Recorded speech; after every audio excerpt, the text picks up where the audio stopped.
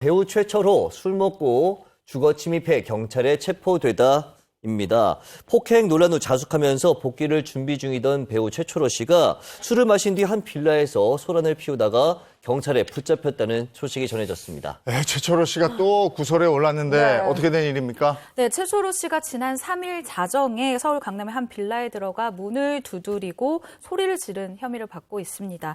당시 거주민의 신고를 받고 출동한 경찰의 퇴거 요청에도 불응해서 현행범으로 결국 체포가 됐다고 합니다. 체포 당시에 최철호 씨는 술에 취해 있었고요. 경찰 조사에서 해당 건물에 거주하는 회사 대표를 만나러 간 것이다라고 진술을 하기도 했습니다. 네, 체포가 된 거면 최철호 씨가 그 술에 취해서 난동을 부렸다는 거예요?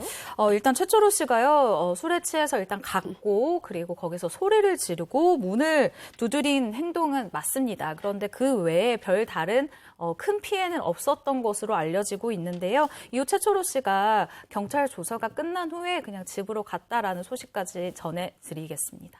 최철호 씨가 음주로 인해서 구설에 오른 게 이번이 처음이 아니잖아요. 그렇죠. 과거에 한 2차례 정도 술을 마시고 좀 무리를 일으킨 적이 있었는데요. 첫 번째가 지난 2010년에 드라마 동의 출연 중에 술을 마시고 후배 연기자를 폭행한 혐의로 무리를 빚은 사건이 있었고요. 두 번째가 2014년 술을 마시고 지나가던 차량을 바로 차서 재물손괴 혐의로 불구속 입건됐던 사건이 있었습니다. 네, 특히 지난 2010년에 발생했던 논란 같은 경우에는 굉장히 사회적으로 큰 파장을 불러일으켰었죠. 그렇죠. 당시 후배 연기자를 폭행했다 이런 사실이 알려졌는데 이것에 대해서 최철호 씨는 그런 일이 없다 하고 부인을 했어요. 그런데 이것이 거짓말임을 드러나게 한 결정적인 증거가 나타납니다. 바로 그 결정적인 증거는 현장에 있었던 폭행 영상이 담긴 CCTV였어요. 이 CCTV가 이 만천하에 공개가 되자 최철호 씨는 기자회견을 열었어요.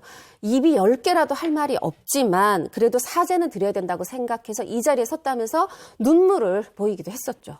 결국에는 뭐 금방 탄로날 거짓말을 했다는 얘기인데. 네. 근데 왜 이렇게 강력하게 이런 금방 탄로날 거짓말을 했을까요? 그러니까요. 사실 연예인들이 어떤 사건이 났을 때 사건을 더 키우는 건 분명히 거짓말인 거를 말하자면 여러 사건을 통해서 확인이 된 건데 네. 이 최철호 씨한테 기자가 폭행 사실 맞느냐 하고 사실 전화를 걸었는데 사실 확인 전화에 받자마자 본인이 아닙니다 소리가 먼저 나왔다는 거예요. 왜 나왔냐 하면 오랜 무명 끝에 이제 좀 네. 인기를 끌었는데 이 얻게 된 인기를 그대로 잃어버릴까 봐 더욱더 큰 잘못을 하게 됩니다. 그러니까 변명이죠. 최철호 씨가 약 2년간 이후 자숙의 시간을 가졌습니다. 그런데 아까 김수현 씨가 말씀을 해주신 것처럼 두 번째 논란이 터졌는데요.